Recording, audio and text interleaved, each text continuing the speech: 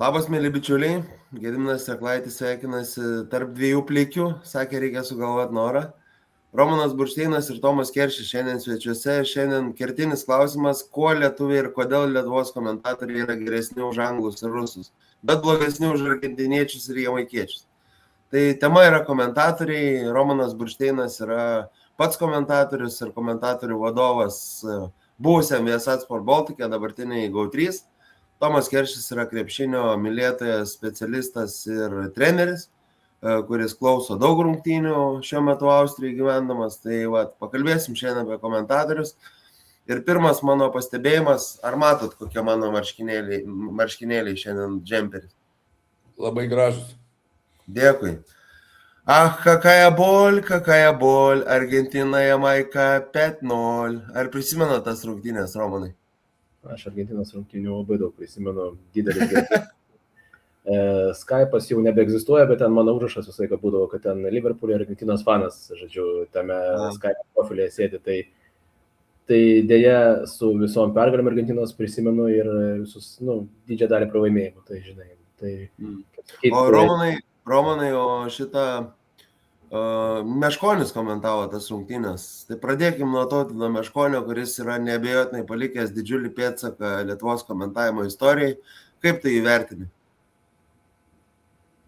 Aš vertinu teigiamai. Tai yra iš esmės žmogus turėjęs mokytis vos ne pats iš savęs. Aš nežinau, kaip tobulėti tokiam sąlygom, žinai, kur gerų pavyzdžių netiek daug aplinkui. Aišku, jis ne pirmas komentatorius, aišku, Lietuvoje, bet reikėjo nuo A iki Z savo komentatorių stilių susidaryti, mokytis pačiam. Tuo metu nebuvo nei interneto, nei kažkokių labai patogių būdų susirinkti informacijos. Kai kurios sporto šakos jam natūraliai buvo artimos, aš sakyčiau, lengvoji atletika buvo idealu, ta prasme, ką darydavo. Jo, tikrai. Iki šiol idealu, jis dar komentavo praeitą žaidynės, ar ne, pasaulio čempą. Jo, ir tarsi aš dabar gal mažiau, aišku, žiūriu lengvąją, bet aš atsimenu olimpinės žaidynės ir puikiai. O lengva atletika puikiai, galbūt mažiau puikiai jautėsi, kad nepatogu komentuoti futbolą. Ir ten, kur aš manau, kad jisai daugiau turi žinių, negu parodydavo per transliaciją. Man taip atrodydavo, kad jį bandė pats save šiek tiek, nežinau, apriboti galbūt, daugiau būti tokiu rezervuotų futbolo galbūt žinovų, nei iš tikrųjų man taip atrodo. Galbūt yra kitos priežastys, aš nežinau, bet beje, praeitą savaitę aš kažkaip žiūrėjau kažkokį sportą, užmigau ir girdžiu Tautvydo balsą ir pasirodo jis komentavo ledo ritulį.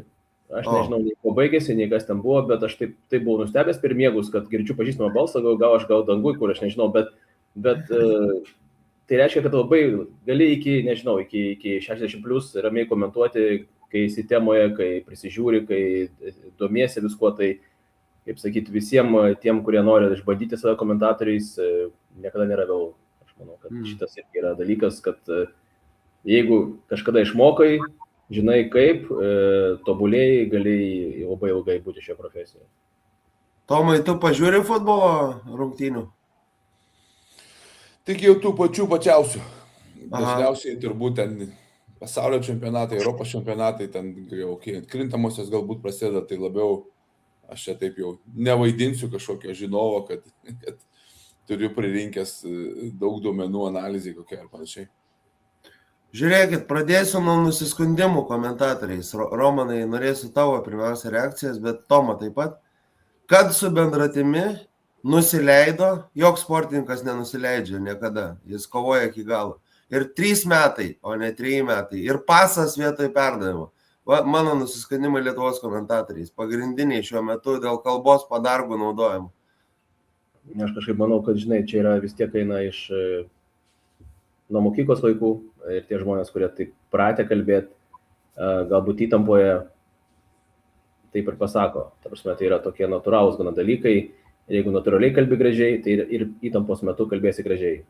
Jeigu epizodas bus toksai. O jeigu galbūt pakeitė profesiją, nežinau, kažkiek laiko užsiėmė kažkuo kitu, galbūt tie dalykai išlenda, kai atsiranda stresas. Čia turbūt šiaip daugelė sporto šakų, sakykime, tu esi pratęs teoriškai, nežinau, daryti vieną dalyką per treniruotės, bet kai ateina paskutinės, nežinau, sekundės, reikia daryti vieną derinuką, o tu nori, nežinau, tau ateina kažkokie dalykai, kuriuos tu darydavai, kai reikėdavo išgyventi, visai kitokius dalykus darydavai. Tai čia panašiai, arba grįždavai prie savo tų pirmykščių kažkokių instinktų. Tai aš manau, kad šitas yra, nes aš kažkaip nebėjau, kad kolegos žino apie tai, bet kai jau reikia performint, pasakyti, galbūt, bet aš negaliu pasakyti už visus. Aš manau, kad vis tiek yra turbūt komentatorių, kurie tobulėja galbūt su laiku, kur negali iš karto visų žodžių pakeisti savo žodinę, juos reikia palaipsniui, nes man labai nepatinka išpildymas.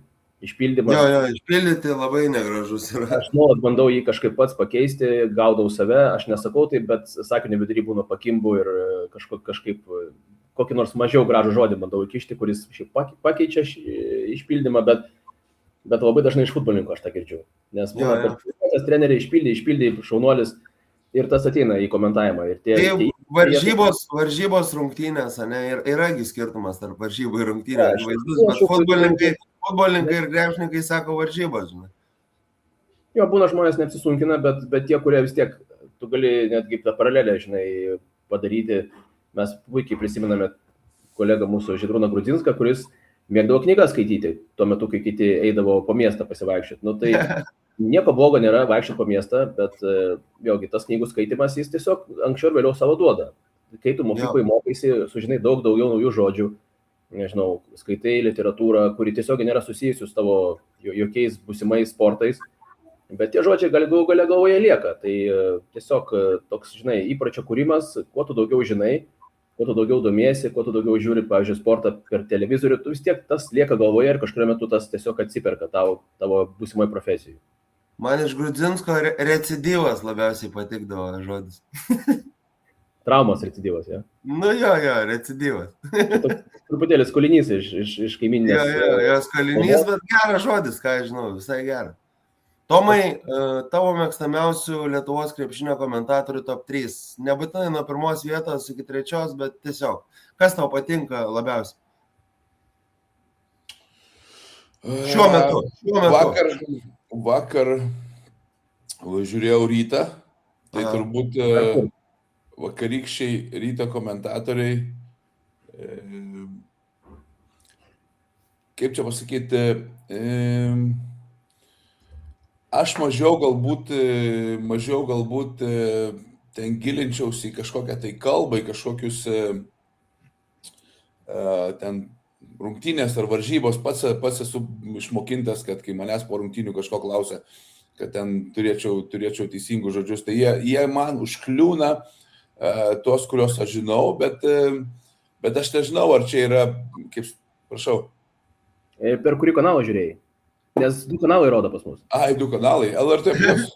Jo, nes mes irgi komentavom, pas mus buvo Stalgaitis ir Višniauskas, dėl to aš iš karto apie ką kalba eina reikia. Jo, gerai, teisingas klausimas. Net nepagalvoju, kad dabar kai kada durodo. Bet grįžtant apie to žodžių tokį, yra tų skolinių daug dabar, ypač krepšinė, ten tų angliškų handoffai, pick and rollai, short rollai ten ir taip toliau. Aš nežinau, kur čia ta tokia teisinga riba tarp tų skolinių naudojimo, kiek jų reikia, kiek nereikia ir kaip tenais, kaip padaryti, kad tas komentavimas būtų geresnis.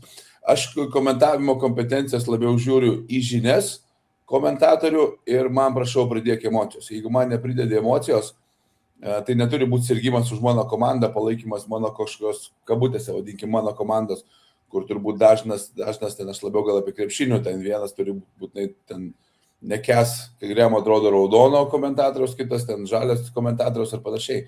Tai aš mažiau kreipiu į tą dėmesį, bet Grajauskas, man atrodo, duoda daug tokios emocijos, ne? Duoda. Jo. Ir Augustas Šuliauskas, tai Augustą pats žinau gerai, mačiau kaip augusiai kaip krepšininkas Marčiulionkiai prieš daug metų, bet man įspūdį daro ten jo analizės, kaip jis jas padaro, bet aš labiau esu iš tos labiau ne tiek fano prie alaus bokalo žiūrovas, bet daugiau iš tų žinių. Man labiausiai iš tokių dalykų, kaip sakot, gal kas kliūna, kas nepatinka, bandymas bandymas žinoti arba sugalvoti, kad žinau, ką turėjo ir neturėjo daryti žaidėjas, kokį sprendimą turėjo, neturėjo priimti treneris. Man čia yra ne komentavimas. Ir va, čia labai įdomiai nuskambėjo, va, pasakėt, kad ten tie tokie neturėčiau naudoti tam tikrų žodžių, bet va, kažkokio įtampo, kažkokiam įkarštyje, kažkokiam epizode, aš ten man jie savaime, irgi turbūt negeras žodis, išlenda arba aš pasakau tokius žodžius, kokius esu įpratęs naudoti prieš tai. Tai labai yra sportinis dalykas, o tarkim, čia jau yra gilesnis žinojimas, kad kuo labiau įtemptas momentas, kuo labiau rungtynių galas, tuo labiau tas, sakykime, atleto, komandiniam sportė vadinkim, aš labiau apie krepšinį galiu pasakyti, jo ginklų arba kažkokiais metodais, kokiais jisai bandys pelnyti taškus, kiekis vis mažėja.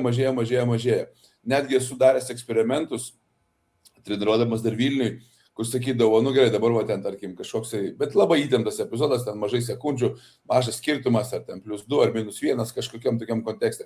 Ir juokaudavo, sakydavo, dabar žiūrėkite, jeigu gaus kamuolį tas žaidėjas, ką jisai darys, ką jisai daro, koks jo yra ten tas, angliškas terminas, go to move, koks jo. Tai vienas ten mes beką trajeką, kitas verštis ten mes floaterį, kitas darys, tarkim, kaip pavyzdys, va, visiems žinomas Dovis Gedraitis.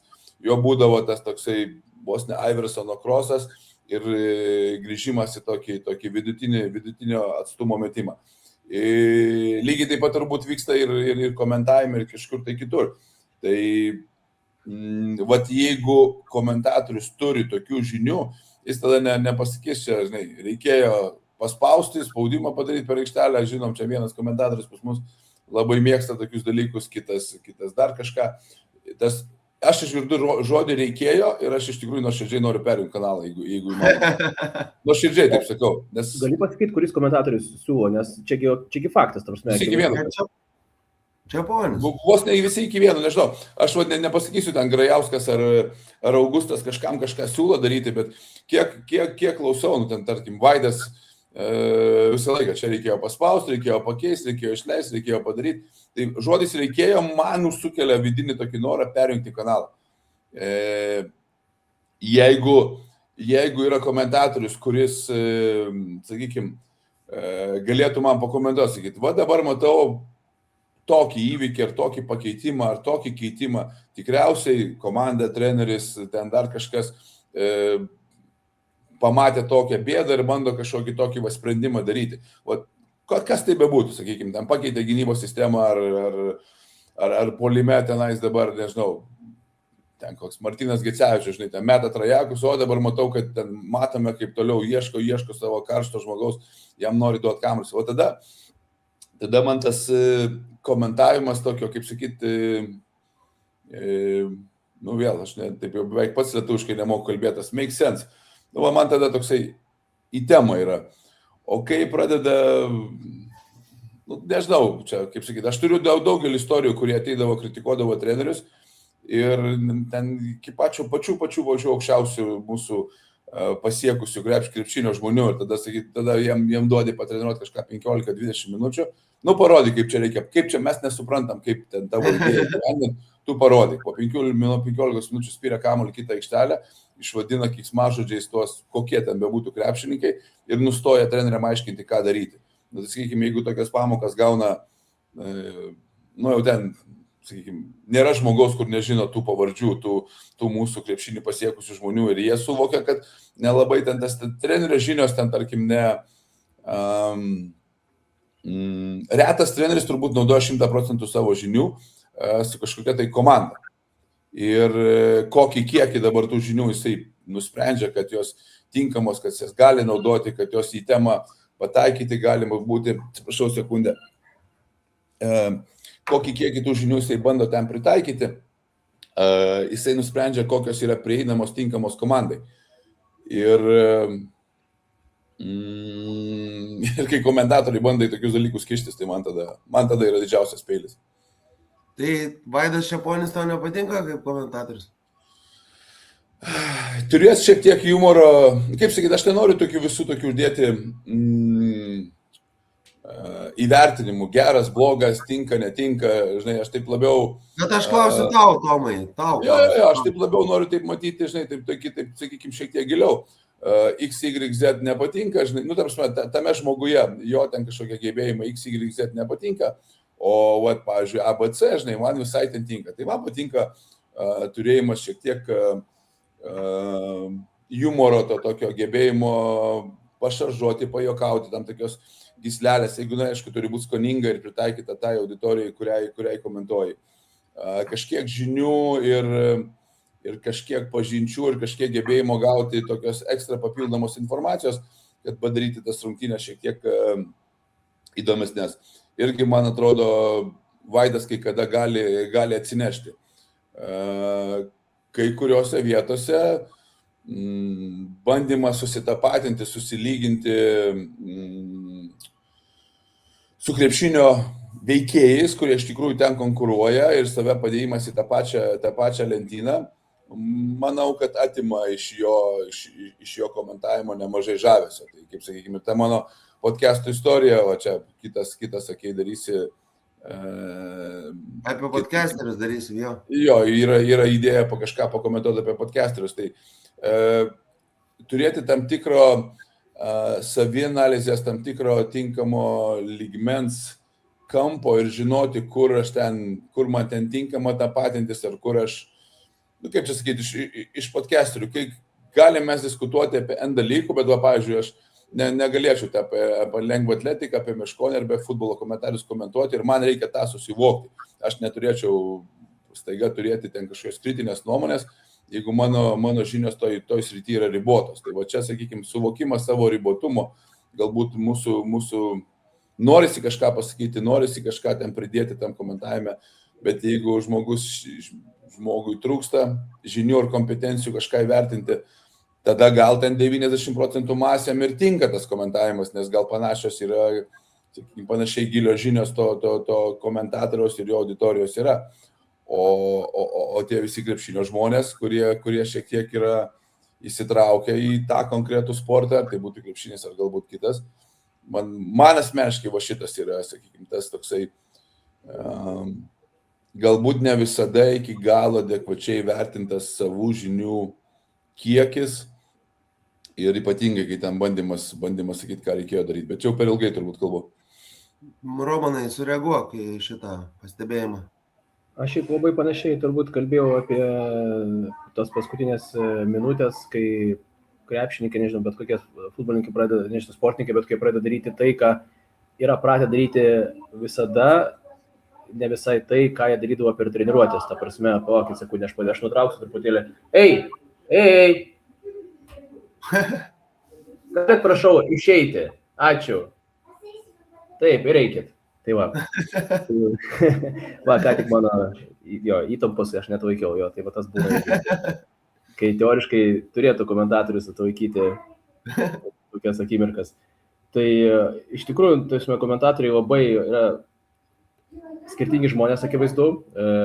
Vieno, nežinau, galbūt kalbėjimo maniera gali nepatikti, tiesiog minčių dėstymas gali nepatikti, galbūt apskritai, kas yra pasakojama. Aš sakyčiau, kad didžiausias man dalykas yra, kai aš matau, kad ar jie tobulėja komentatoriai, ar netobulėja. Akivaizdu, kad mes ne visi ateinam iš karto pasiruošę maksimaliai. Nebūnam iš karto Gediminais Reklaičiais, nebūnam nei Ryčiais Višniauskais, tai visiems reikia truputį laiko. Ir jeigu aš matau tą tobulėjimą, nežinau, per pusmetį, per metus, tai yra viena kalba. Jeigu aš matau labiau galbūt stovėjimo vietoje arba netgi regresą, kai kurių žmonių netgi, kuriuos mes čia esame minėję, tai čia yra kita kalba. Tada automatiškai mes žiūrim, ar jie suspėja su laiku, ar jie suspėja su to, kaip keičiasi sportas ir taip toliau. Bet patarimų galbūt jau irgi ne visiems čia reikia. Galbūt vietoj reikėjo, galima pakeisti žodį, galbūt galėjo pasirinkti vieną arba kitą variantą, kurių čia buvo kokie, nežinau, 5 galbūt, nėra vieno vienintelio varianto turbūt. Tavo vaikai labai girdisi iki šiol. Paspauskit mano pauzę, jeigu galit pratęsti to manęs, aš toj grįšiu pasekundės. Jo, Tomai, žiūrėk, tai tu sakai, kad nepatinka tau reikėjo, o jeigu sakytų galėjo, o Giedraitis vietoj Aleno crossoverio galėjo verštis, pritraukti žmonės galėjo numesti ant Trajako. Bet kažin, ar čia reginys, žinai, kaip sakyti, įgauna pridėtinės vertės, kad ten galėjo, negalėjo. Vis tiek aš žiūriu kažkokį tai reginį, jeigu aš pabandau suprasti mintis, ką bando daryti, žinai, nu ten tarkim, Feneris dabar ten gavo, kiek čia, 4-5 rungtynės iš eilės, tame tarpe ir nuo Žalgirio, žinai. Nu, ar man tenais dabar su mano žiniomis, tarkim, krepšinio, su mano patirtimi ten N metų kaip žaidėjo, kaip trenerio, kurio turbūt 20 mečiai treneris esu, ar aš dabar turėčiau, žinai, sakyti, galėjo Šaras daryti tą, ar aną, reikėjo, galėjo ten kažką, tai, nu, ar tai būtų tas, kuris padarys rungtynių stebėjimą kom nors turtingesnis, žinai, nu, ta prasme, nu, yra priežastis, dėl ko yra kaip yra, jeigu ten jų tų priežasčių kažkaip tinkamais kanalais ar šiek tiek privačiais kanalais aš ten jų negaunu, nu tai ką, nu net man ten, tarkim, sakau, o čia Romanai galim įtraukti tą, sakyčiau, darbo, tarkim, Fenerį komentuočiau šiame etape, kurie ten 4 ar 5 iš eilės pralaimėjo. Ar mano kažkoksai tai nuomonė, kad ten reikėjo išleisti, neišleisti, reikėjo ten paustinti Silvaną ar nereikėjo, galėjo ten daugiau atakuoti, nežinau, Dustiną ar negalėjo, ar galėjo, ar kažką. Nemanau, kad čia prideda ir nežinau, iš vis kam tau reikia. Jeigu kažkur ką matau, galbūt ką matau giliau, tam yra tiek spalvos, kaip čia išversti, color commentators, ten Amerikoje. Vienas yra įvykius komentuoja, kiti ten tų spalvų prideda. Tai, sakykime, pas mus galbūt pagaliau, po nežinau kiek šitų metų, pagaliau atėjo, kad ne po vieną komentatorių bandom turėti. Amerikoje, žinau, ar NCAA, ar NBA, po 3 ten bando. Tai pas mus irgi buvo 3 LKL finaluose pernai, ta prasme. Nu, tai va, tai gal aš, kaip sakyt, turbūt žiūrėjau finalus be komentatorių pernai, dabar sunku pasakyti, irgi Augustas Šarauskas. 3 buvo. Džiaugiasi Silvano Trajakais, man atrodo, jeigu neklystu. Tai va, tai nežinau, ar iš vis yra pridėtinės vertės, ten, sakykime, bandyti tą koreguoti tą žodį, ar iš vis reikia tokią temą griebti. Sakau, net aš nedrįšiu sakyti, ką reikėjo ir galėjo ten Fenerbahčė treneriam imtis bandyti daryti, kas siekti pergalių. Nes, nu, turbūt juokingai atrodytų. Romanai, noriu sureaguoti? Aš pusės negirdėjau, nes tuo metu vaikus išvarinėjau. Tai esmė buvo tokia, kad tas galėjo irgi atrodo gana kreivokai, žinai, realiai. Tai jeigu tu esi play-by-play komentatorius, tu būk malonus, būk play-by-play komentatorium ir neišsikalinė, kad čia labai tą krepšinį supranti. Tokia mintis daugmaž. Nu, matai, aš manau, kad jeigu jau imiesi komentuoti kažkokį sportą, tai akivaizdu, kad supratimas apie jį turi būti. Negali vien tik... Tai bus, aišku, bet jis ribotas, žinai. Su laiku tas žmogus vis tiek tobulėja ir mato dalykus. Ta prasme, jeigu dalykai yra akivaizdus, kartais turi tiesiog tą pasakyti. Aš nežinau, ne visuomet, niekam nereikia tų patarimų nuolat kiekvienoje atakoje, nes jeigu mes kalbame apie krepšinį, ten atakos labai dinamiškas, viskas greitai vyksta, ką tu ten spėsi pasakyti. Kartais tu nieko nespėsi pasakyti. Kartais tu gali kažką pasakyti iš kartojimo kokio 5. Bet kartais būna, nežinau, kartais būna taip akivaizdu, kad tiesiog turbūt kažkas turi tai pasakyti, kad kažkas vyko čia ne taip, kažkas kažkur pramiegojo, nežinau, atsimenam turbūt pavyzdžių, kai, nežinau, 4 ginasi, 5 nusikrapšto, kaip sakydavo Paulius Jankūnas, jo, nu tai jeigu mes matom, kad žmogus akivaizdžiai nesupranta derinuko, jeigu matom, arba kad tiesiog nespėjo, kažkas sujudėjo, varžovas, nežinau, nu, įvyko ataka, varžovas visiškai laisvas meta iš po kašio. Tai kažkas nutiko, akivaizdu. Ir jeigu mes matom, kas nutiko, mes galime vardinti, kad kažkas nutiko. Jo, bet ką reikėjo ir ten turėjo daryti, tai turbūt nebūtina to sakyti taip tiesiogiai. Bet jeigu mes matom akivaizdžius dalykus, mes turbūt juos galim pasakyti. Natūralu. Aš norėčiau sureaguoti apie tos 2 komentatorius gal. Jo, 3, 3, aš nežinau, 3 man sudėtingas eksperimentas, aš nežinau, ar jis pasiteisino. Ir jis techniškai sudėtingas, nes jau ten, žinai, visi 3 turi kažkaip to laiku pasidalinti, bet 2 turi labai gerai susigroti, nes jeigu ne, tai yra irgi nėra lengva. Tie 2 turi vis tiek, kaip dabar šiaip mėgsta sakyti jaunimas, turi vaibinti būtinai. tas play turi palikti laiko ekspertui ir ten jau play turbūt įžvalgų turbūt daug nereikia. Reikia pasakyti, kas nutiko, ekspertas turi pradėti savo kažkokį ekspertą nuomonę. Ir taip turi gana organiškai judėti į priekį. Romanai, noriu pacituoti Romaną Buršteiną tau. Tai Romanas Buršteinas čia prieš kurį laiką rašė Facebook'e, kad neužtenka gauti mikrofoną su ausinėm ir žinoti, kaip dėlioti lietuviškus sakinius ir tapti komentatorium. To neužtenka. Tai gal gali praplėšti šitą mintį? Vis tiek nori mane sudeginti šiandien. Taip. Aš dabar jau džiaugiuosi, kad neprisimenu tiksliai apie kokią personalią kalbą vyko. Aš gal įsivaizduoju, bet man kartais atrodo, kad komentatoriais eina dirbti kartais tie žmonės, kuriem labiau sekasi turbūt vesti renginius. Kurie mėgsta tą mikrofoną, kurie mėgsta dėmesį. Tai Karlis Tiškevičius, Karlis Ugintas, akivaizdus pavyzdžiai. Ne, aš bet aš dabar be personalių, jie tarkim, kurie gerai, kuriems žiauriai smagus to mikrofonu ir kurie nori būti, nežinau, tas vakaro žvaigždė galbūt.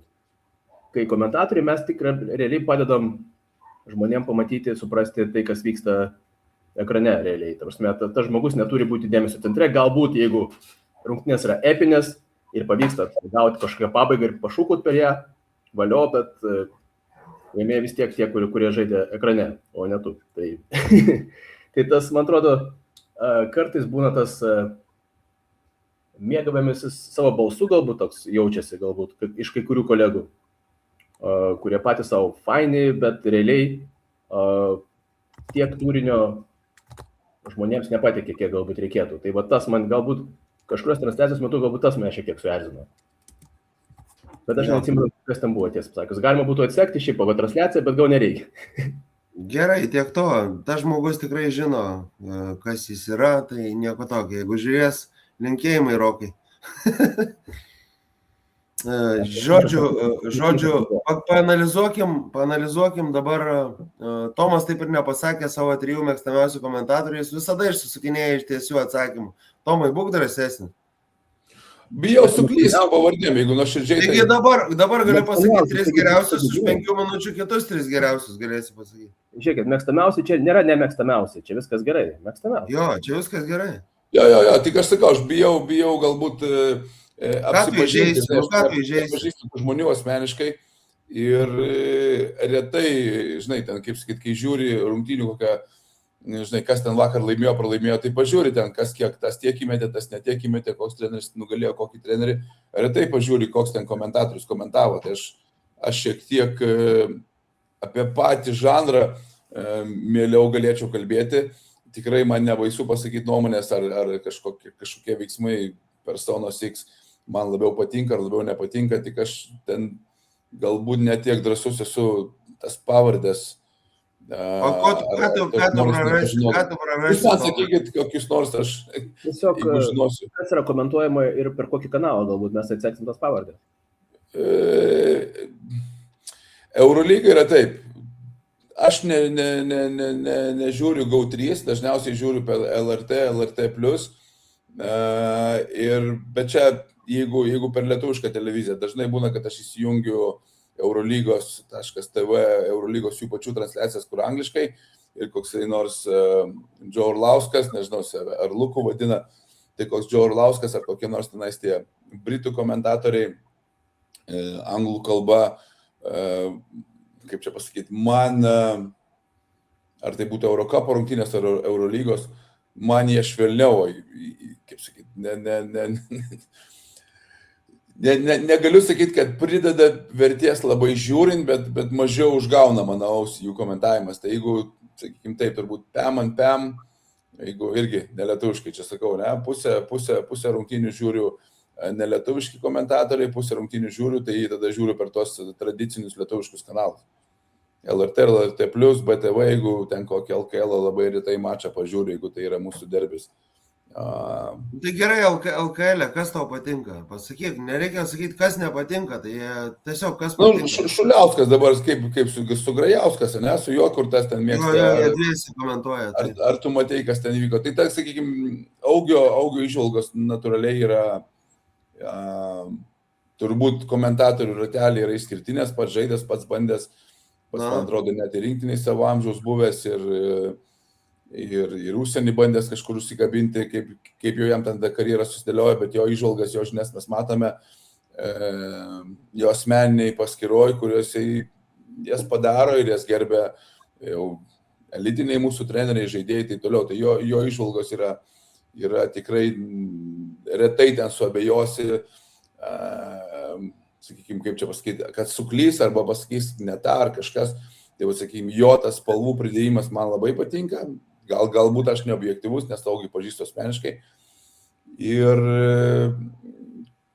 tie kabutėse, nelietuviški, mes lietuviai tokie uždari, šalti, šiauriečiai, kai prideda emocijų, pirmus 3 kartus gal jos tokios šiek tiek yra, vėl tas angliškas žodis, toks korni, kaip čia jas dar turi biškiausis priprasti šiek tiek prie jų.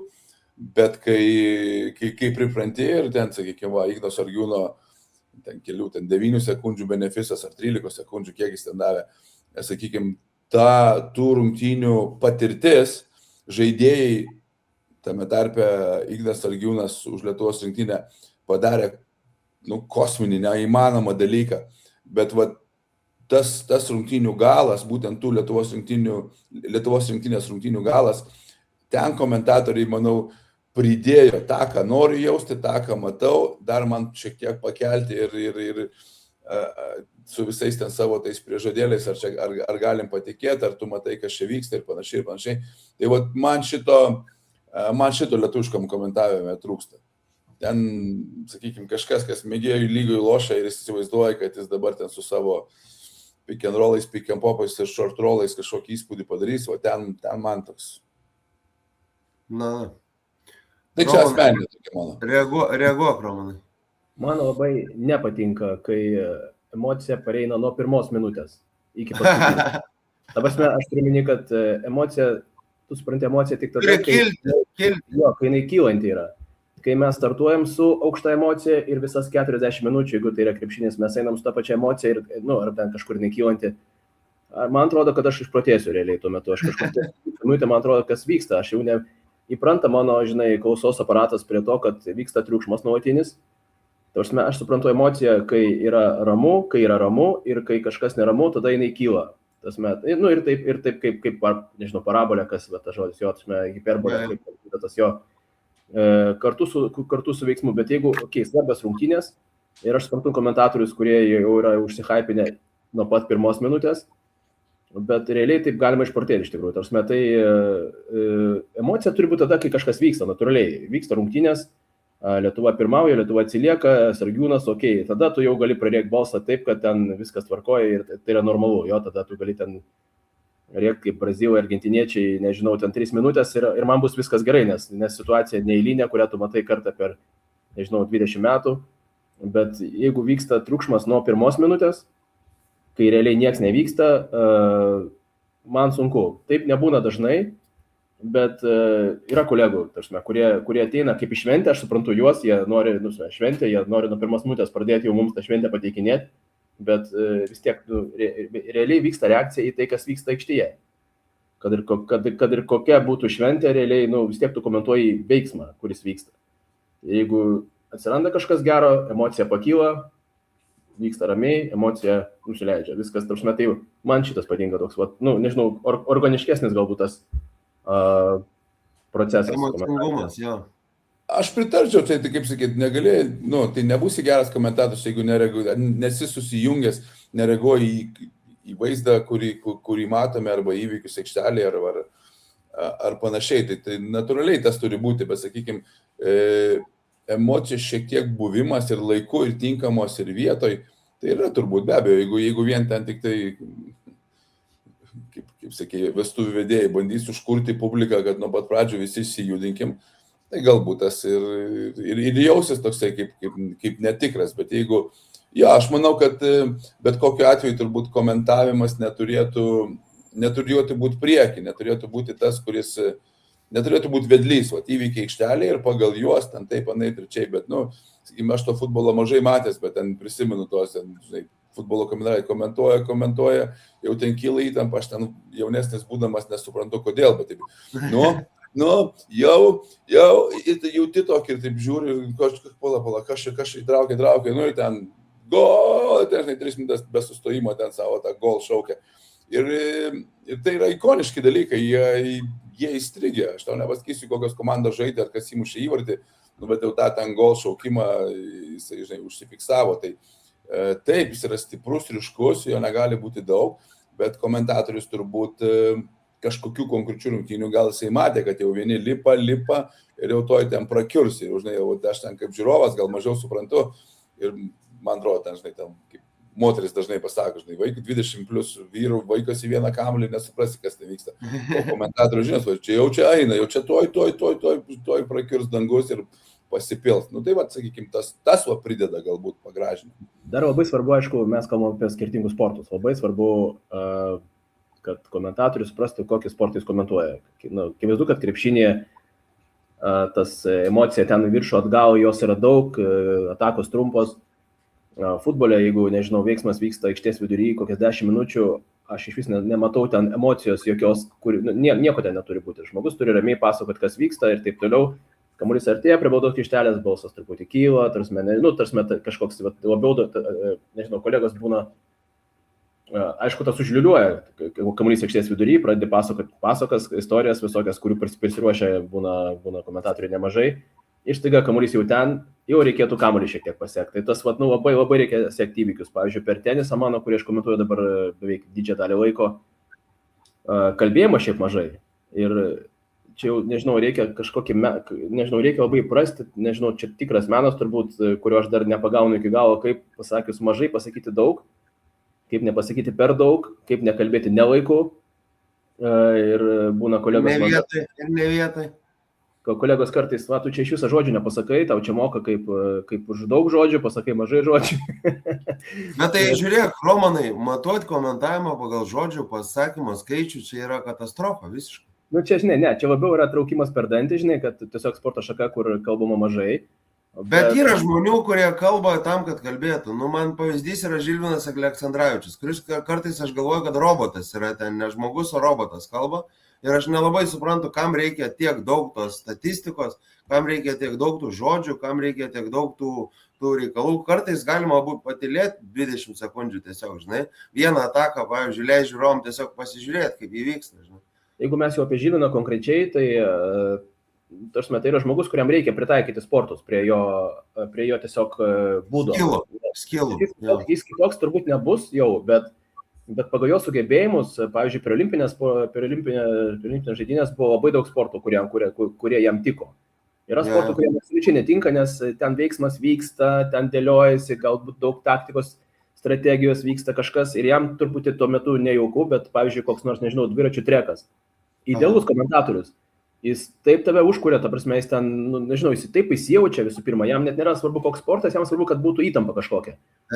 Nežinau, koks irklavimas, kur ten galbūt mažiau tos taktikos, bet daug tokios įtampos, kurią jis moka perteikti. Tai tiesiog reikia pasistengti, ne visuomet gal išeina tas sporto šakas pritaikyti, bet pagal temperamentą žmogui pasiūlyti tai, ką jis gali. Nes aš žinau Žilviną, kad jeigu aš jam įrašysiu šachmatus, arba šaškės, jis eis komentuoti, nes tiesiog yra komentatorius, jis nesakys, sorry, aš nesuprantu nieko, jis eis, susipažins, pasižiūrės, įsiaiškins ir eis bandyti komentuoti, šiek tiek ne pagal savo temperamentą, taip? Tai ir čia jau yra darbas didelis tų žmonių, kurie skirsto, tie, kurie daro tvarkaraščius, kad tinkami žmonės komentuotų tinkamas sporto šakas, nes vėlgi tas mano įrašas, apie kurį mes kalbėjom, kur tu mane citavai, tikriausiai buvo apie konkretų komentatorių, bet ne jo mėgstamoje sporto šakoje. Aš taip suprantu. Taip ir buvo. Ne visai pasiruošęs, bandymas užglaistyti tai emocijomis, be žinių ir panašiai turbūt man toks jausmas kilo, kad ten yra blogai. Man kilo panašus jausmas, ne pirmą kartą beje. Gal ten, žinai, čia jau vėlgi klausimai ne jam, nes akivaizdu, kad jeigu tave įmeta į labai įdomią transliaciją, įdomios komandos transliacija, kartais neišeina, neatsiranda tų vidinių kažkokių stabdžių. Sakyti, sorry, hebra, aš dar tam nepasiruošęs. Atrodo, kad viskas, čia vat, yra vat, super transliacija, aš jau tikrai ją gerai padarysiu, nebūtinai išeina gerai. Ir čia klausimas tiem, kurie parenka tos žmonės, nes komentatorių yra iš ko rinktis, pagal konkrečią sporto šaką, pagal konkrečią komandą galbūt netgi, tai galimai ne visai idealus mečas, nebūtinai idealus komentatorius konkrečiai sporto šakai ir dėl to gali kartais nudegti žmonės. Ką mes mastom apie komentatorius, kurie neturi kalbos padargų, švepluoja, neaiškiai kalba, pasako žodžius, kokia tavo nuomonė, Romanai? Mes turim konkrečių žmonės omeny, ar neturim? Mes turim Lietuvoje tokių komentatorių, aš nenoriu minėti jų pavardžių, bet jie žino, kas jie yra. Dar pats nedrįsti. Aš nenoriu pasakyti nemėgstamų, tu mėgstamų nedrįsti pasakyti, aš nemėgstamų negaliu pasakyti. Aš galiu pasakyti tik tiek, kad aš nelaikau savo kalbos padargų idealiais. Tobulais, ne? Nelaikau tobulais tikrai, žinau problemas, bandau ten nuolat kažkokias mankštas daryti prieš transliaciją ir taip toliau, yra ten... Tu stengiasi, Roman. Yra patarimų, žinai, ten nevalgyti šokolado, ten, žinai, kažką daryti. Yra ten tokių pratimų visokių ten ir taip toliau. Labai daug priklauso nuo savijautos, kartais atrodo, kad košė burnoja. Tiesiog. Per ilgai pamiegota prieš transliaciją, kažkoks atrodo, čia bus gera mintis, kaip ir, nežinau, kaip ir prieš varžybas, per ilgai pamiegojai ir pirmą kėlinį tu tam vangus, tai panašiai ir čia būna, kad reikia įsibėgėti, paskui kažkurio metu jaučiasi, kad viskas sklandžiau. Tai aš tuos kelis atvejus, apie kuriuos aš manau, kad tu turi omeny irgi, tai man atrodo, ten vyksta tobulėjimas. Aš pritariu. Jo, tarsi, iki tam tikro lygio galima tikrai patobulinti kalbėjimą. Iki tam tikro lygio tikrai galima patobulinti, jeigu tai nėra play-by-play komentatorius, kuris turi pridėti geros idėjos, geros minties, tai aš manau, kad čia ok. Čia ok, jeigu vyksta tobulėjimas nuolatinis. Jo. Aš dar kitus turiu omeny komentatorius, kurie mano duomenį. Iš viso, Romanai, toks klausimas. Sorry, Tomai, tuoj prie tavęs prieisiu. Bet, Romanai, toks klausimas, kaip tu manai, kiek remia tos fizinės savybės, sakykime, fizinė forma, ne, ir kiek lemia kažkoks tai noras tobulėti, noras dirbti, noras nuolat progresuoti, kiek lemia įgimtas talentas komentavime, kiek lemia, žinai, noras dirbti, darbo etika ir panašus dalykai. Su darbo etika metų, kiek čia jau dabar, 15 metų yra buvę įvairiausių iššūkių, bet mes turbūt žinom, apie ką mes kalbam, nėra daug iššūkių. Tik yra žmonės, kurie kartais padaro kažką ne taip, su jais yra pakalbama, vieno karto dažniausiai užtenka, kad viskas būtų, nežinau, arba atėjo per vėlai, jaudinasi tie žmonės, kurie atsakingi už garso tikrinimą ir taip toliau, vieną kartą užtenka pakalbėti, ten ir viskas, ir jokių klausimų nebėra. Bet labai dažnai yra buvę nuolatinių drausmės pažeidimų, sakykime taip. Ir talentas tikrai daug lemia, mes, nežinau, yra pas mus tikrai keli super talentingi žmonės ir buvo ir yra. Ir manau, kad daugelis supranta, kad net ir gerą dieną gana toli iki tokio lygio mums visiems aplink, kurie yra galbūt geri, normalūs, įprasti, vidutiniai komentatoriai ir taip toliau, kas irgi yra gerai, tokių irgi reikia. Tai žinoma.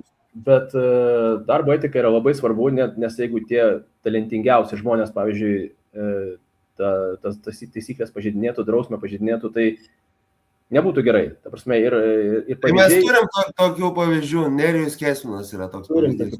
Talentas nerealus, bet disciplina yra dėja žemiau plintus, liaudiškai tariant.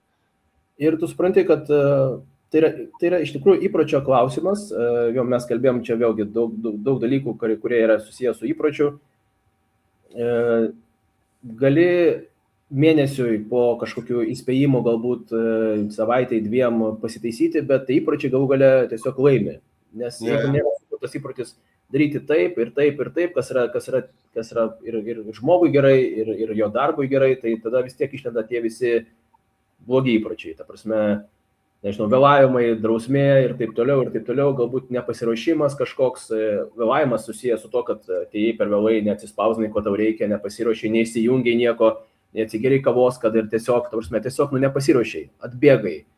Visas, labai daug viskas susiję, žmogus turi ir pasiruošti gerai, ir jaustis tą dieną gerai, jeigu ne visuomet pavyksta ir man, žmonės tiesiog turi savo gyvenimus, taip, bet idealiu atveju žmogus turi ateiti pailsėjęs, pasiruošęs, nežinau, nekamuojamas kažkokių labai ten didelių problemų aplinkui, tai yra sėkmybė kažkokia.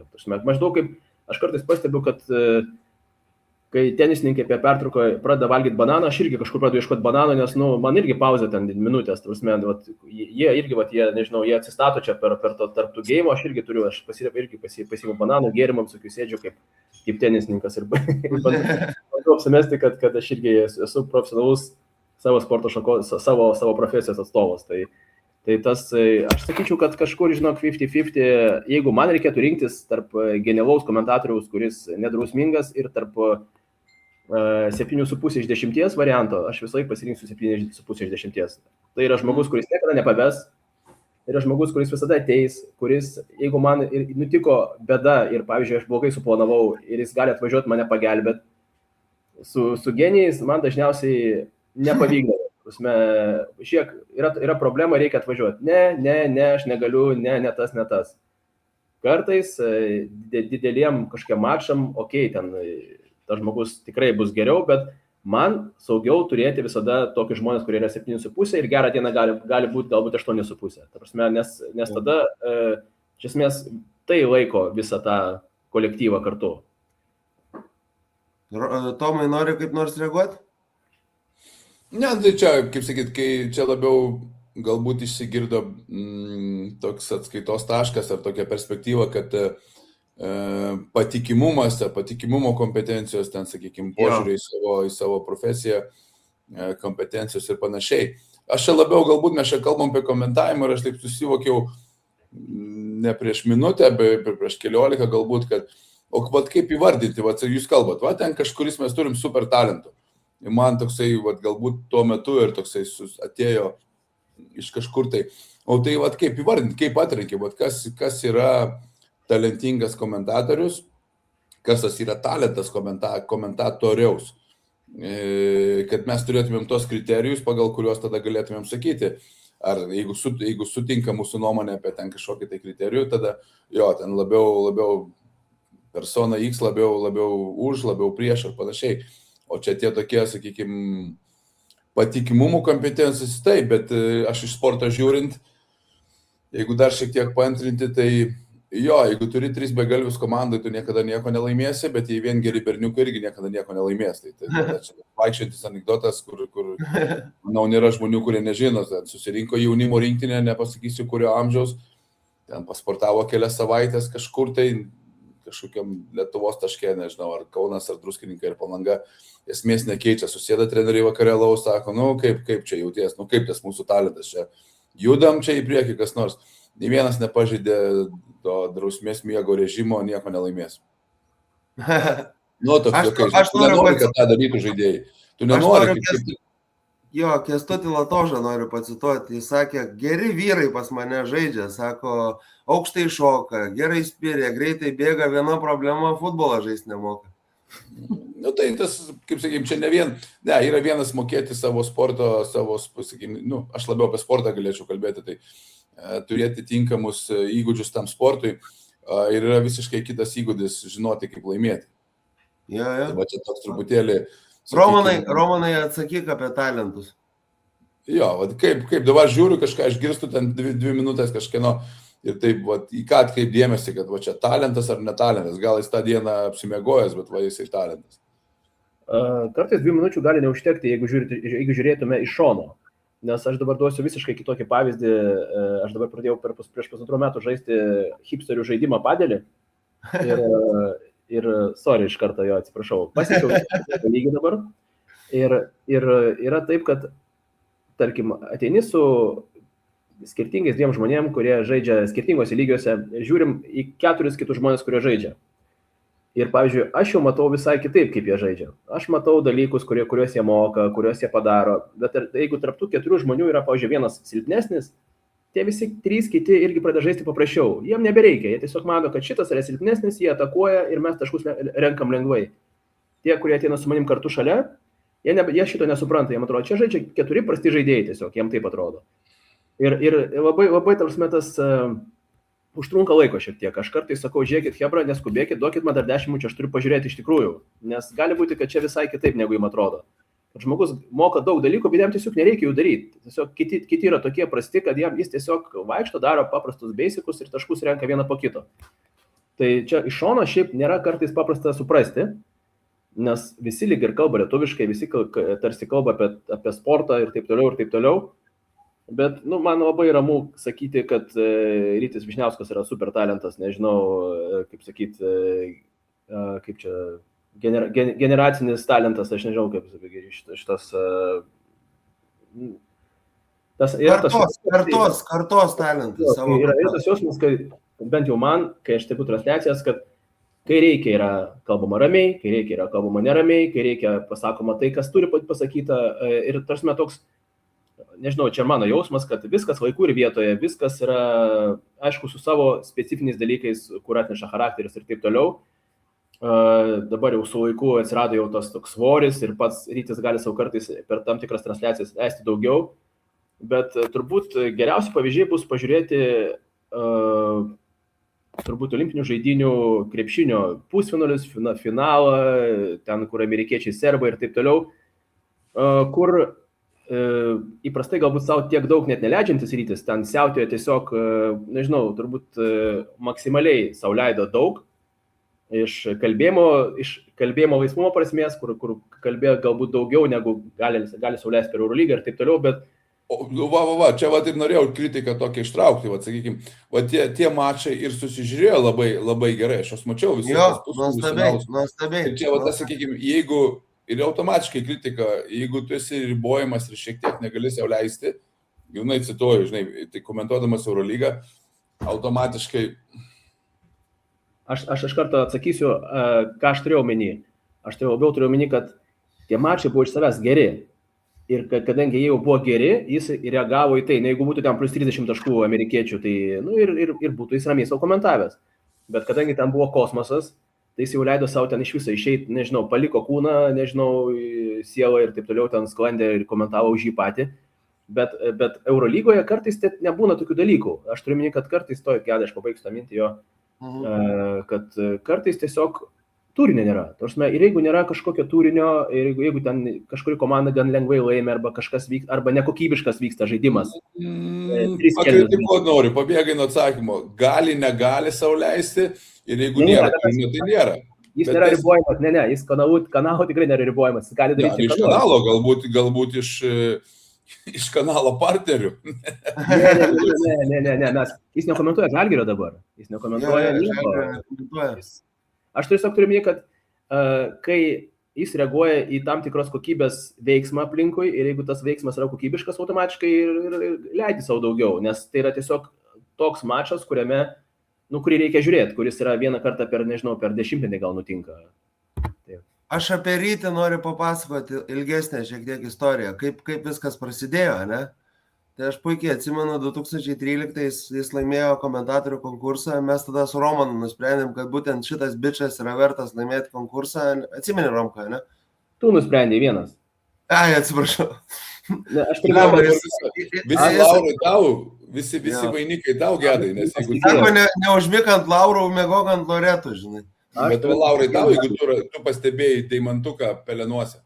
Tai aš noriu papasakoti visą istoriją, kaip vyko. Aš dar tu pastebėjai, aš tavim pasitikėjau, bet aš Rytį pastebėjau, kai jis kažkada buvo per LRT su Linu Kunigėliu kažką ten darė ir supratau, kas čia per vaikinas. Tada tu man sakei, taigi šitas laimėjo pas mus konkursą. Aš noriu papasakoti. Žodžiu, Rytis laimėjo konkursą, jis atvaro komentuoti su manim, žinai, Italijos, Turkijos berods, kažkas tokio, 2013 čempas. Italija tikrai žaidė, neatsimenu su kuo. Esmė, kad aš iš karto apakęs, kaip bičiukas atrodo, žinai, toks apsmukęs visas, apžėlęs, žinai, visą kitą, sakau, iš kur esi iš Lazdynų, sakau, jau neblogas startas. Žodžiu, Rytis atkomentavo tas rungtynės idealiai, aš jį padariau play color komentatorium, žinai, jis visiškai susitvarkė tą rolę, būdamas pacukas visiškai, žinai. Ir ta prasme, aš puikiai atsimenu, kad po to mūsų keliai šiek tiek išsiskyrė, jis ten komentavo pirmą lygą, pradėjo, bet aš pasiūliau pirmą lygą, ieškojo Rimvydas Čekavičius, legendinis žmogus, ieškojo komentatorius pirmai lygai, sakau, va čia toks Rytis yra. Tai va, Rytį paglobau šitoje srityje, tada jis pradėjo kilti aukštyn, komentavo berods A lygą, paskui komentavo LKL, žinai, ir 2016 aš atsimenu Romko žinutė, birželio mėnesį, olimpiada buvo Liepos berods mėnesį, Liepos gale, rugpjūčio pradžioje, sako, gal jau pribrendo reikalas Rytį Vyšniauską imti pas save, žinai, nu po savo sparnu, aš sakau Romką be jokių kalbų. Tai tada mes su Ryčiu pakomentavom 2016 ketvirtfinalius, pusfinalius olimpiadai, tai buvo kažkas tokio, daugelis, kas girdėjo, atsimena tai, kad tai buvo neįtikėtina, Rytis buvo color komentatorius, aš buvau play-by-play, bet mes daug ką sau leidom tose rungtynėse, nes ten irgi vyko kosmosas. Nu ir viskas, aš po to atsistatydinau 16 rudenį, papasakosiu dėl ko šiek tiek vėliau, bet Rytis pratęsė karjerą ir man labai džiugu, kuo jis tapo, bet aš mačiau 2013 rudens pradžioj, mačiau, kad tai bus žvėris, ta prasme, aš mačiau. Aš jutau, kad tai bus žvėris. Ir Rokas Grajauskas lygiai taip pat, jis futbolo tapo, pirmas rungtynės komentavo pas mus laimėjęs konkursą. Rokui irgi padėjau, žinai, NBA, su mano pagalba jis pradėjo komentuoti Sportvienę, žinai. Tai, nu, aš matau, kad tai yra žvėris, ta prasme, ir vienas ir kitas yra žvėris, viskas, žinai. Ta proga, kai aš kalbėjau apie tas situacijas, kai žmogus komentatorius kalba ir aš jaučiu tokį malonumą, kad tuo metu aš norėjau kažką panašaus išgirsti ir aš išgirstu, vertinimas situacijos yra sutampa su mano kažkokiu matymu, ką reikėtų, maždaug ką reikėtų toje vietoje pasakyti apie tą ar apie tą. Tai aš dar apie vieną tokį komentatorių norėčiau pasakyti, kuris mano turbūt geriausias transferis buvo į Vesas per Baltic, tai jis prieš mane dabar sėdė ir rūko kažkokį daiktą. Tarsime, Gedas nei futbolą gerai žaidė, nu ką ten kažką ten aš darinėjau aikštelėje, tokie pusiau panašų į sportą ir taip turiu boksą, tai irgi tu neužsiminėjai, kiek aš suprantu. Bet tiesiog įvairiose sporto šakose aš pastebėdavau labai taiklų įvertinimą situacijos, ta prasme, kur mane žiauriai visai erzindavo per futbolą, kai prasmugiuodavo koks nors žaidėjas ir komentatorius sako, reikėdavo ten kitur smugiuoti, kitaip smugiuoti, dar kažką daryti. O Gedas mato, kad kamuolys pašoko jam prieš pat, kamuolys buvo per aukštai, nespėjo nusileisti nebūtų spėjęs, nes varžovas dengia, turėjo žmogus atakuoti, spirti aukštą kamuolį, automatiškai kamuolys nuėjo ten kažkur į viršų. Ir tokius dalykus, tarsi, arba kad netikslus perdavimas nėra klaida, tiesiog tolimas perdavimas nepavyko, tarsi, žodis nepavyko, man labai patikdavo, tarsi, kad ir vietoje laiku tvarkingai, ta prasme, tai, nežinau, aš visai džiaugdavausi Gedo transliacijas matydamas ir kai jau pas mus jis nebebuvo kanale, vis dar rodydavo bokso įrašus. Būna tarp kelinių, 15 minučių pertraukai ir rodo boksą kažkodėl. Ir žiūriu Gedo balsą, aš toks, žinai, kažkas, ir klausau boksą, kuris baigęs prieš 3 metus, bet žiauriai, pasiekdavau balsą su gerom įžvalgom, ta prasme, kur boksas irgi, žinai, viena specifinis sportas, specifiniai smūgiai, specifinės situacijos, reikia vertinti greitai, čia pat, tiksliai. Ir nežinau, jausdavau didelį malonumą net ir kartojamus po kelių metų žiūrėdamas. Tai va, Gedukai, irgi prie talentų, nežinau, kartos talentų ar kaip tu čia pasivadinsi, bet, super talentas tikrai irgi. Aš manau, dar viskas prieš akis, Gedai. Žiūrėk, kalbant apie mane, užbaigiant temą trumpai, tai aš 16 metais, kai išėjau, per manį, aišku, išėjau, žinai, bet viską gal buvo toks skubotas sprendimas. Bet po to aš supratau, kad viskas taip ir turėjo vykti, Romka. Aš nedeliverinau per depresijas, man buvo sunku, aš ateinu, negaliu atsikelti, aš važiuoju į tą Viasatą, žinai, ir panašiai, ir kalbu kas 3 minutės, ir žmonės šaiposi iš manęs. Aš nedeliverinau, tai aš negalėjau tuo metu deliverinti, aš negalėjau deliverinti kokius 8 metus, ir man reikėjo pasidaryti pauzę, žinai. Viskas prieš akis. Natūralu, žinok, aš kartais, aišku, nenoriu čia neįlygintis, bet kartais nėra to džiaugsmo einant į darbą. Ir kartais tos valandos, žinai, kad 12 valandą transliacija, ir gana sunku kartais būna save ten pristatyti. Man, aišku, sakau, nesilyginu, bet kartais būna jau ten sako eteris, tu ten eteris, žinai, ir man reikia, žinai, 10 sekundžių įkvėpti, iškvėpti. Ir tada, žinai, ir tada pasileidžia, žinai, bet va tas startas toksai, žinai, ne visuomet būna ta diena, kai norisi kalbėti daug ir įdomiai, bet paskui kažkaip save įtraukia į tai. Paskui, aišku, reikia save ištraukti vėl į tikrą gyvenimą, žinai, tas atima šiaip daug jėgų ir man atrodo kartais žmonės net nesupranta, kiek komentatorių ten tų jėgų palieka ir kiek jie save ten perkelia į tą įvykį, kuris vyksta. Nes aš atsimenu, namie būdavo toks nesupratimas, aš, nežinau, po 8 valandų komentavimo teniso, baigėsi man komentavimas, pasako, kad jau baigėsi ir mano tas įsitempęs kūnas taiga taip suglemba kaip kokia daržovė, ta prasme, ir aš toks viskas, jau visas mano jėgos šiandien baigėsi, bet aš žinau, kad už pusvalandžio visi manęs namie norės energingo. Ir o kaip tokiam būti, idėjų nelabai aš turėdavau, tai tas iš tikrųjų 8 valandas čia šiaip daug, bet aš suprantu, kad kolektyvas ir po 2 valandų krepšinio futbolo, kuris yra intensyvesnis, kuris atima visą susikaupimą, visą energiją tuo metu, tai irgi turi eiti kažkokius kitus dalykus daryti gyvenime. Tai tas yra labai, labai sudėtinga ir, sakyčiau, finansiškai apdovanojama nepakankamai. Žiūrėkit, pakalbam trumpai apie tokį fenomeną kaip rusiškas komentavimas. Vis dar gali daug kur pamatyti, kad įsijungiau rusus ir va čia jau komentavimas, va čia tai varo džiazą. Nepamiršk, aš dar norėsiu vieną posūkį šito pokalbio pasuk, bet dabar iš... Gerai, tai dabar apie rusišką trumpai komentavimą. Kas tai per stebuklas pasaulio, Romanai? Aš kadangi puikiai kalbu, tai... Ir aš puikiai kalbu, можем поговорить, если что. Jo, kadangi dažnai žiūrėdavau šiaip... Jie mėgsta kalbėti, jie mėgsta būti savim patenkinti komentuodami, kaip taip pasakyčiau. Kartais tas jų pasitenkinimas savimi sutampa su gerom rungtynėm ir tada jau jiems būna žvaigždžių valanda, kaip 2008 metais turbūt Rusija, Olandija, ten Čerdancevas, Kuriekė, ten kokias 15 sparnuotų frazių iš ten atsirado. Bet žinai, Rusija sužaidė turbūt savo... Geriausias rungtynės istorijai. Geriausias rungtynės turbūt istorijai savo modernaus futbolo, tai ten sunešiojo tos Olandus ir taip toliau. Jo, ir ten jau jam paėjo, bet šiaip daug kur, skamba kaip cringe, jo, kur per daug ne laikų, ne vietoj. Ir čia yra dauguma tokių, bet aš išskirčiau, nežinau, man keli žmonės patikdavo ir jeigu aš ant jų pataikydavau, aš mielai klausydavau. Tarsi aš tiesiog pasakysiu taip, nes amžinatilsį Vasilijus Utkinas jau pastaraisiais metais buvo jau labai, labai prastai, bet aš atsimenu dar kokiais 2003, 2002, žmogus, kuris idealiai valdo kalbą, idealiai supranta sportą ir tas miksas kartu duodavo, nežinau, fantastinį šiaip junginį. Ir yra keli tokie nišiniai komentatoriai, Ledo Ritulio, atrodo, toks Melnikovas apaugęs toksai veikėjas, kur inteligentas toksai mažai gauna to eterio ir taip toliau, bet aš nesuprantu nieko, ką išneka, nes nesuprantu nieko apie Ledo Ritulį, bet jeigu užtaikau, paklausau tiesiog 10 minučių iš pagarbo žmogui, kad jis gražiai dėlioja tos žodžius ir taip toliau, ir labai taip, labai tvarkingai. Dauguma kitų realiai mėgaujasi patys savimi. Tiesiog, ne žaidimų, ne sporto, o patys savimą, ne?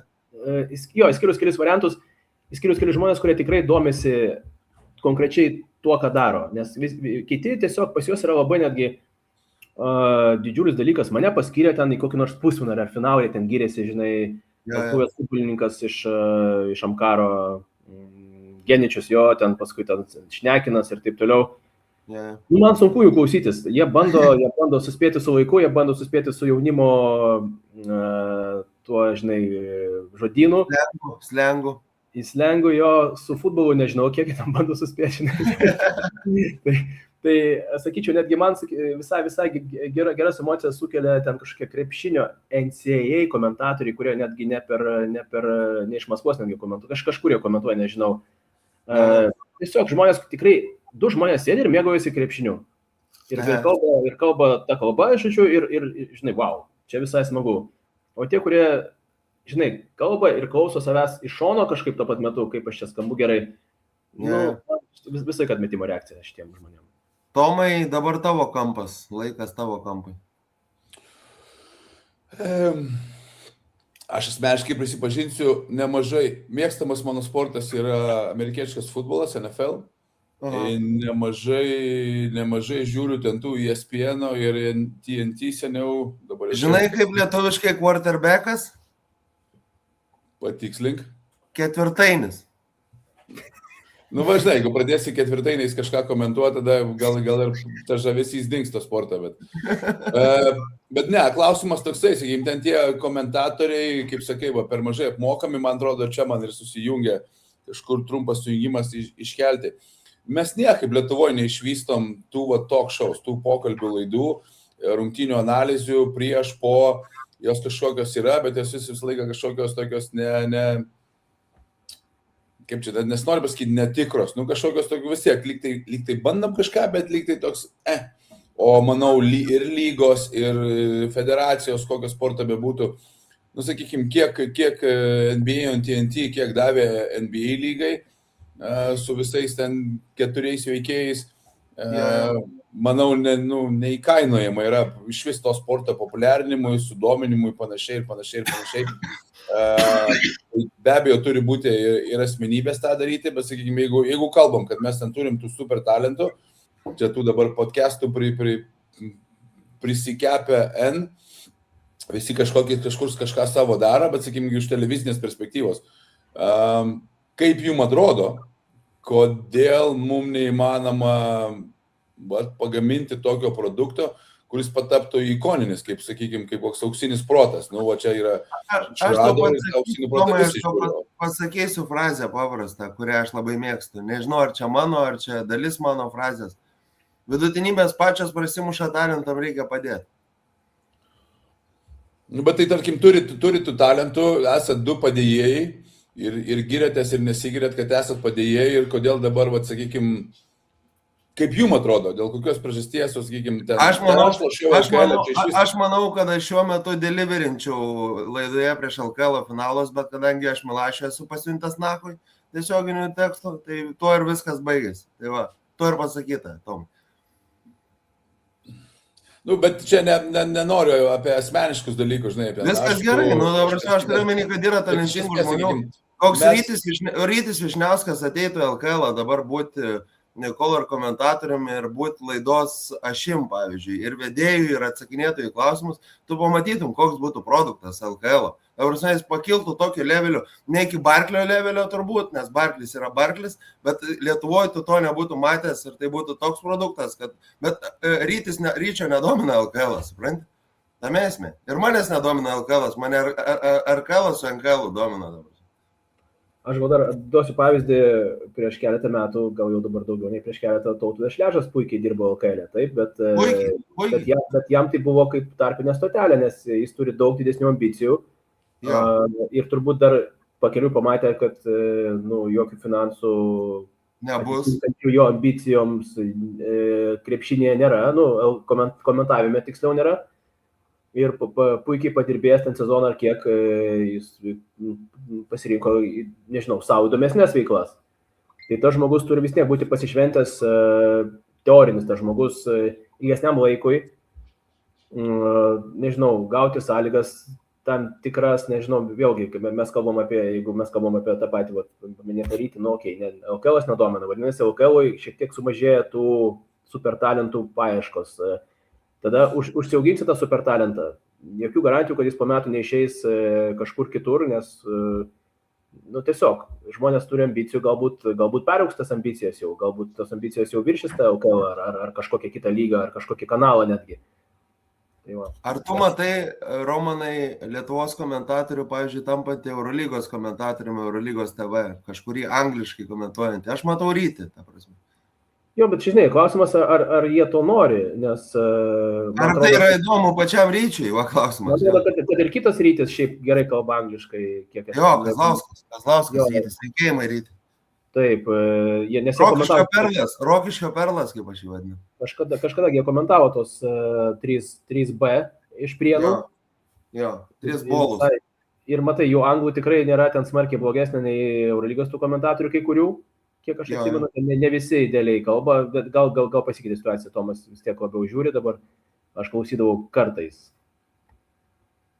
Tomai, tau klausimas, tai tu labiau vertini, pavyzdžiui, Eurolygos angliškus komentatorius negu lietuviškus, ar ne?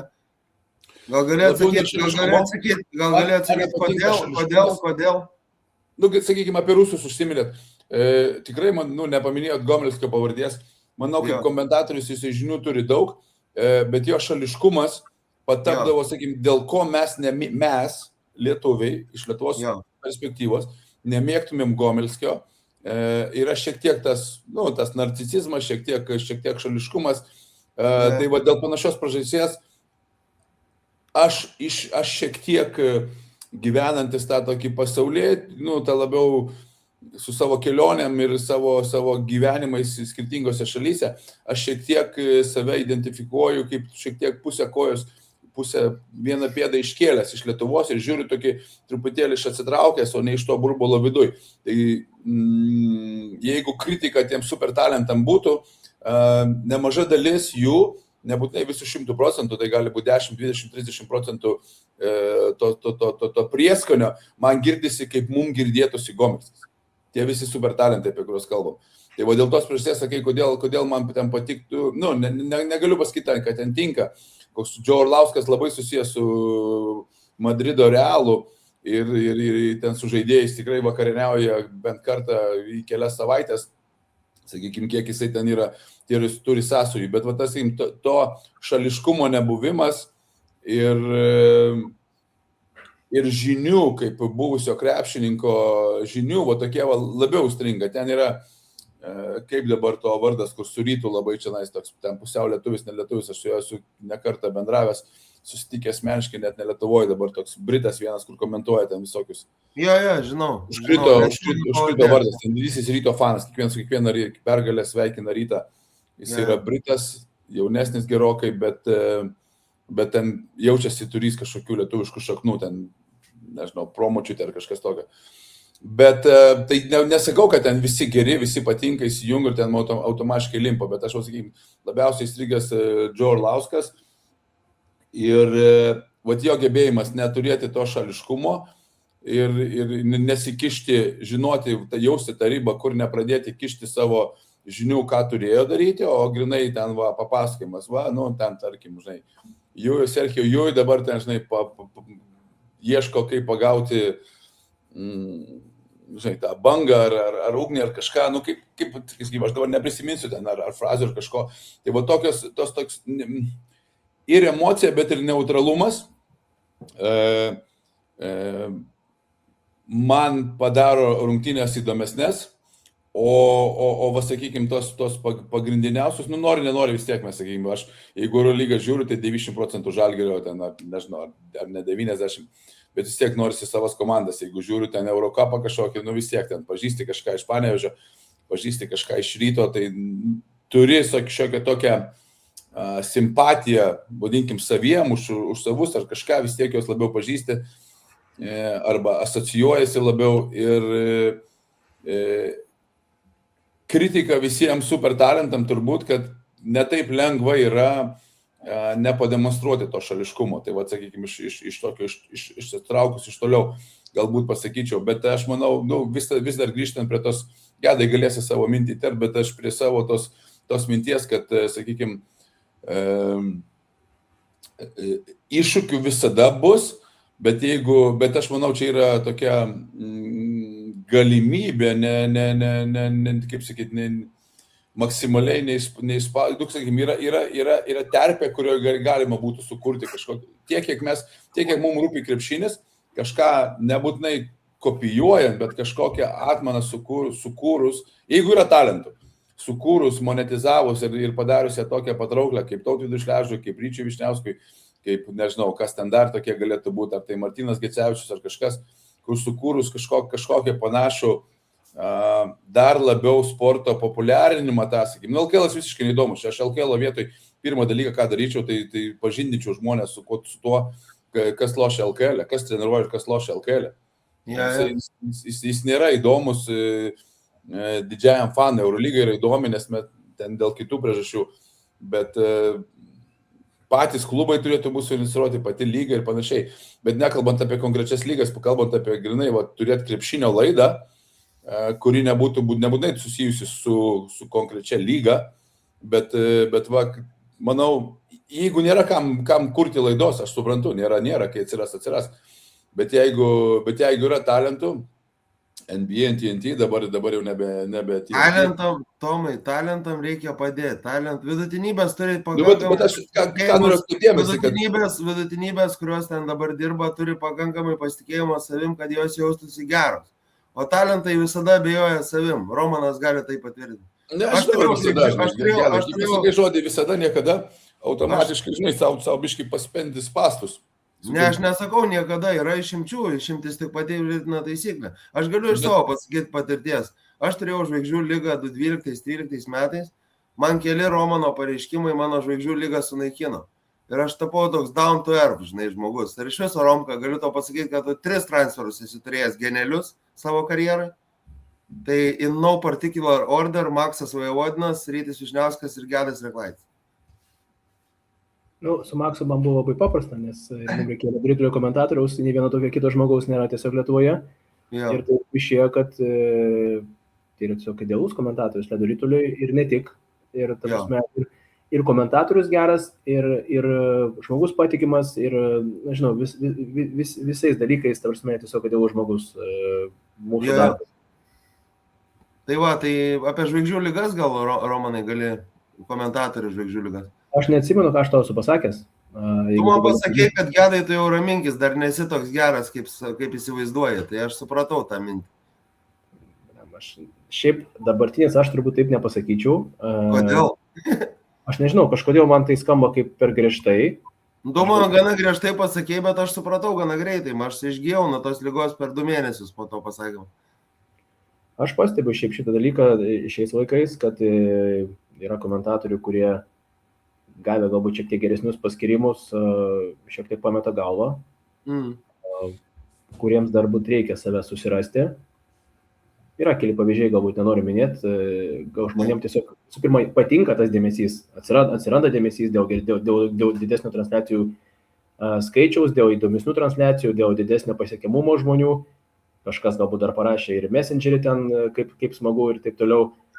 Tas dėmesys patinka, su juo turbūt reikės išmokti tvarkytis kažkaip. Ir manau, kad yra tas. Manau, kad daugelį šiaip žmonių šiaip yra žmoniška gauti kažkokį feedbacką į savo darbą. Jo? Aš kartais pasigendau feedbacko apie tenisą, tenisininkai būna labai ramų žmonės. Parašo vienas kitas per 2 mėnesius, kad maždaug ačiū, faina, bet, žinai, kai krepšinė padarai klaidą arba padarai kažką gero, ten feedbackas tau ateis per akimirką. Net per daug jau turbūt, ne? Per daug feedbacko ir normalaus feedbacko nebus daug, jo, ten bus daug labai emocingų žodžių. Tai yra tas, manau, kad čia vėlgi susijęs su žmogaus paties branda, taip, su žmogus, šiaip turėtų tobulėti teoriškai, ypač vyram tas yra svarbu, kur, nežinau, aš anksčiau kažkurio metu buvau sugalvojęs, kad aš jau pakankamai čia patobulėjęs kaip žmogus ir man viskas gerai, aš taip noriu gyventi toliau, bet taip nebūna. Jeigu netobulėjai arba bent jau neturi tokių ketinimų, tai dažniausiai kaip tik vyksta atvirkštinis procesas, regreso ir taip toliau. Tai aš manau, kad tas komentatorių ta žvaigždžių liga vis tiek yra susijusi su tuo, kaip žmogus šiaip augo kaip asmenybė. Jeigu žmogus neturėjęs dėmesio, gauna to dėmesio labai daug, tai reikia išmokti to dėmesio tiesiog, arba išmoksiu to dėmesio tvarkytis, kaip sakyt, easy way arba hard way, ta prasme, tai tiesiog anksčiau, easy way tai bus tiesiog kaip žmogaus tobulėjimo procesas, o hard way, tai kažkas jau pasakys turbūt, kad žiūrėk, tu gal apsirmink. Bet čia gal toks natūraliai ateina, kai sakykime, ypatingai... Šlovės kaina čia yra, šlovės kaina. Pagalvokim, aš tai tokį noriu paralelę išvesti kaip vairavimą, žinai. Pradžioj nemoki, baisus tas automobilis, paskui, kai jau šiek tiek pradeda pavykti viskas, toks ateina tas toks apgaulingas pasitikėjimas savim.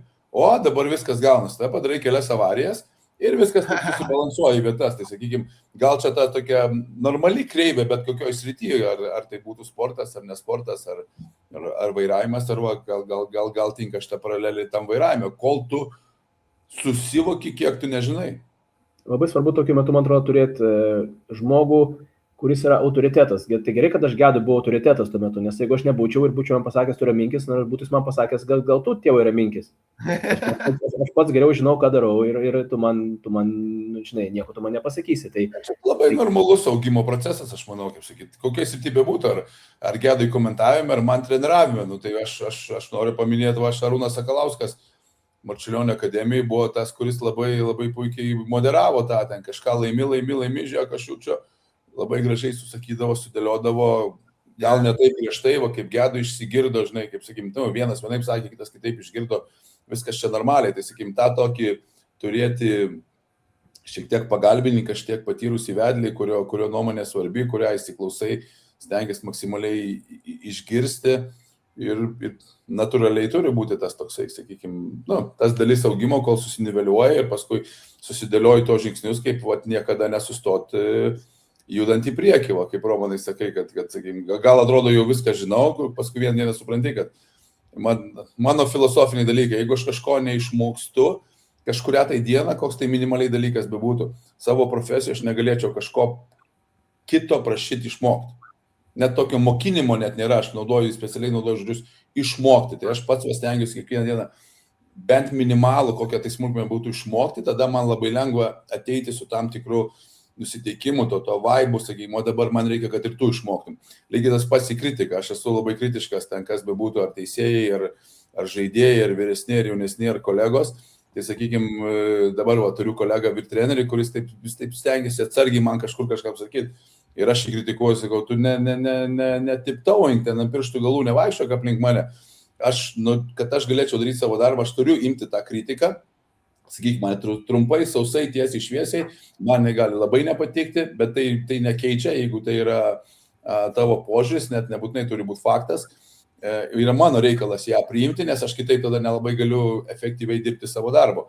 Tai čia panašiai, sakykime, ir visi mes, manau, atvykstam į panašų susivokimą, panašią gyvenimo stadiją, tik tai gal skirtingais kažkokiais etapais, skirtingose, toj profesijoje kažkiek turi pakankamai sėkmių ir nesėkmių patirti, kad atvyktum į tokį ir tada suprastum, kad ten, žinai, vieną kliurką ar vieną pergalę tavęs not too high, never too low, toksai. Yeah. Romanai, paskutinis klausimas šitam interviu asmenis nuo manęs. Dar vienas yra mano atradimas komentavimo Agnius Atstopas. Yra tekę girdėti? Jis mums šiais metais padėjo su... Norėjau paklausti, kada jis full time bus paimtas į GO3. Nežinau. Kokį čia plaginą stumi, ką?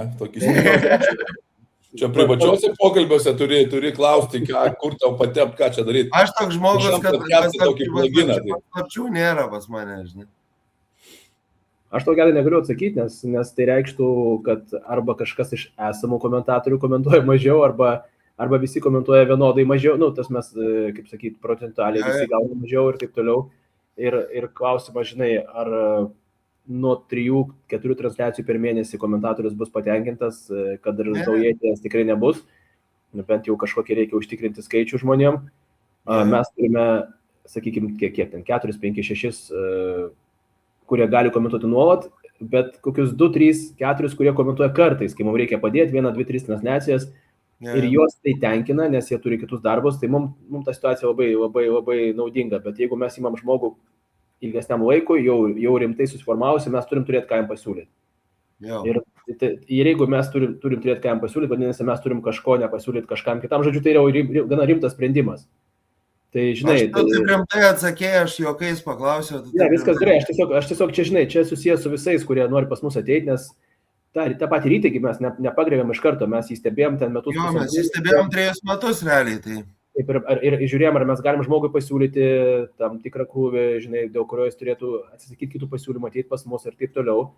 Tai, žinai, man visai, kad tai yra gana rimtas dalykas ir labai sunku tą kolektyvą keisti esamą. Tarsi, nebent būtų jau labai aiškus dalykai, kad kažkam jau reikia komentuoti mažiau. Kažkas jau tiesiog savaime kažkur keičia darbą ir taip toliau. Tai bet mes visai, kad turim 2, 3, 4 žmonės, kurias mes nuolat stebim, žinai, ir jeigu ateina laikas, mes jau norim. Ačiū Tomui Keršiui, ačiū Romanui Buršteinui, su jumis buvo Gediminas Saklaitis, nelengvi pašnekesiai. Manau, paaiškinom šiek tiek apie komentavimus. Berniukai likit dar po pabaigos pakalbėti nespaudai. Tai ačiū visiems, iki kitų kartų. Ačiū. Iki.